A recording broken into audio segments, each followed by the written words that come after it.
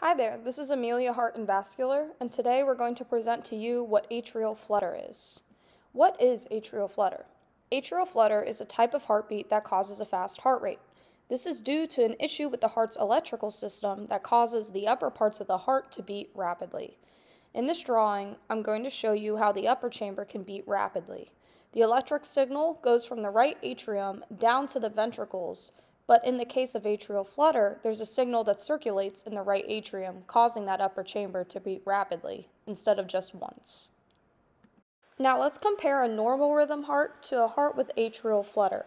I want to make a note that the left and the right side of the heart are switched, and it should be the opposite direction. But it still gives us the same kind of concept to understand. The SA node, where the pacemaker cells are in the heart, will fire in the right atrium, and this will cause a signal to come down to the ventricles and cause the heart to pump. But in a heart with atrial flutter, you'll see that the signal circulates in the atria in the upper chamber of the heart, causing it to beat rapidly instead of only once, the way it does in a normal rhythm heart. Now that we know what atrial flutter is, we can talk about the two kinds of atrial flutter. The first kind is paroxysmal atrial flutter. This is when atrial flutter can come and go. An episode of atrial flutter can last hours or days, but a patient may come in and out of atrial flutter and sometimes present as normal sinus rhythm or a normal rhythm in their heart. And so paroxysmal atrial flutter is not always caught, and sometimes a patient can come in and out of it, and they have a certain percentage in an abnormal rhythm. On the other hand, persistent atrial flutter is more or less permanent, and for most of the time, the patient is in atrial flutter. I now want to clear up what the differences of atrial flutter and AFib are. They're both irregular rhythms in the heart, but they are not the same thing. So if you know someone with AFib, atrial flutter is not the same as AFib, and I want to show you that difference today. So atrial flutter is electrical impulses that don't travel in a straight line from the top of your heart to the bottom.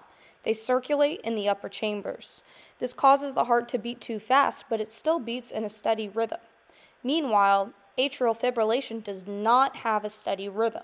The electrical impulses traveling through the atrium are fast and disorderly, and this causes the heart to beat fast in a chaotic rhythm. So here I'm drawing atrial flutter. You can see that the signal is still steady from the top to the bottom, but just circulates in the upper chamber. Meanwhile, in AFib, the beat is chaotic, and the signal kind of fires everywhere throughout the heart. So we now understand different kinds of atrial flutter, the difference between atrial flutter and a normal rhythm, and also versus AFib. So let's talk about the causes of atrial flutter. There are a lot of causes of atrial flutter, and you may never figure out why, but these are some of the causes that are linked to it. The first is atherosclerosis. This is when there's low blood flow to the heart because there's plaque buildup in the arteries around the heart, and this can cause stress on your heart and lead to atrial flutter. The second is hypertension. High blood pressure can also cause stress on the heart and lead to atrial flutter. The third is cardiomyopathy or hypertrophy, which are enlargements of the heart or disease of the heart muscle, which can yet again cause stress on the heart and cause atrial flutter.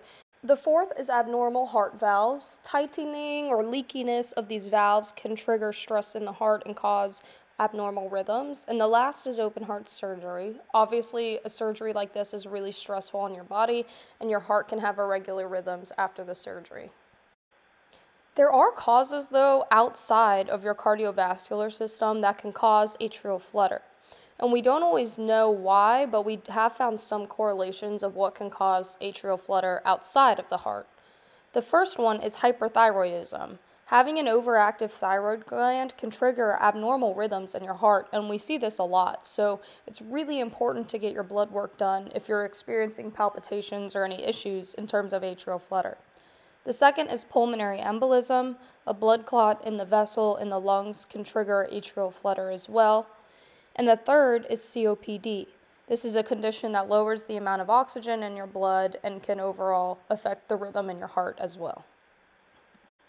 There's also lifestyle decisions that can cause atrial flutter. There are certain substances that people may take that can cause an irregular rhythm in your heart. This includes alcohol, such as wine, beer, or hard liquor, drinking heavy amounts of this drug.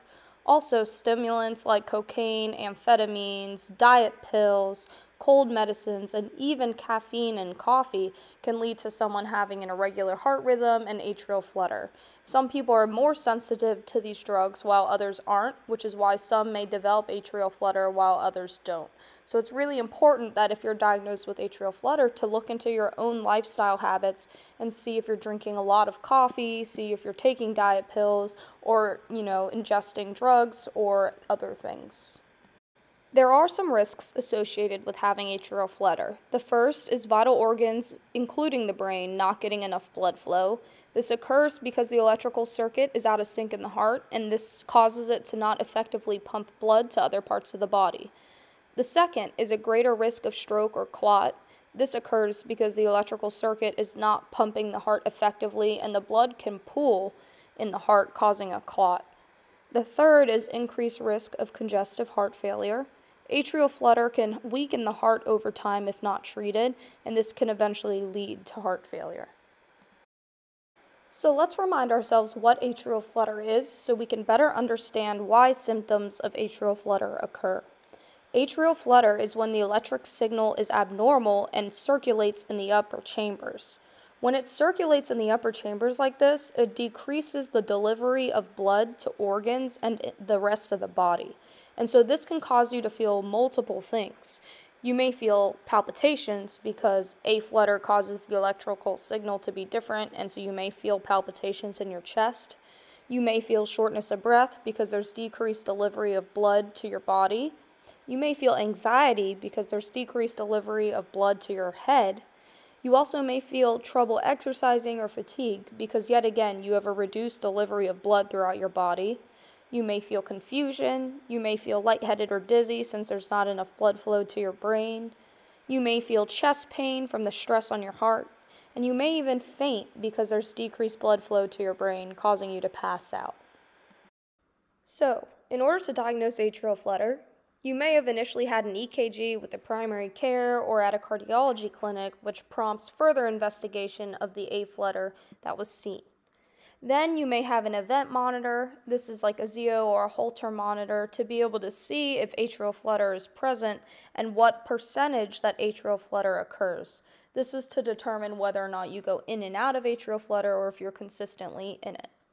Lastly, you'll likely have an echocardiogram, which can show atrial flutter through the images and determine whether or not the heart was affected by the atrial flutter and has weakened, or if its pumping function is still normal. There's two routes of treating atrial flutter, and it depends on your medical condition and your preferences and the provider's advice. The first is the medication route. You can be prescribed medication to control your heart rate and rhythm to decrease burden of atrial flutter, often prescribed things like beta blockers. And you're also prescribed stroke prevention. This is a blood thinner to prevent your risk of stroke, which is higher in patients with atrial flutter. Secondly, you may also have procedures to try to get yourself out of atrial flutter and back into normal sinus rhythm.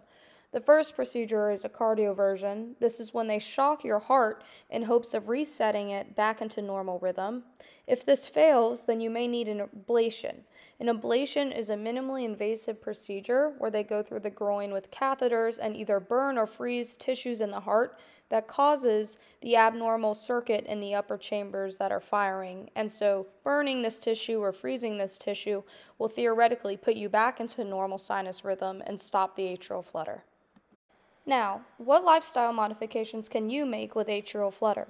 The first is to eat a healthy diet, to avoid alcohol and drugs, take your medicines consistently. This one is really important.